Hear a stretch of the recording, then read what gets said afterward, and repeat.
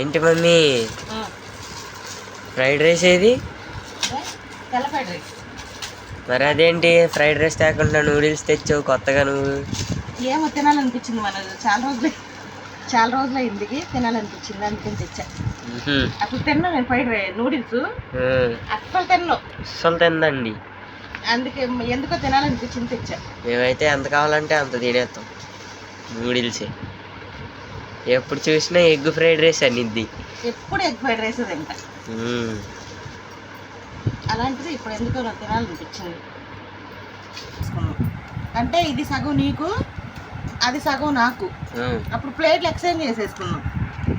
సరిపోద్ది, సరేనా? సరే సరే.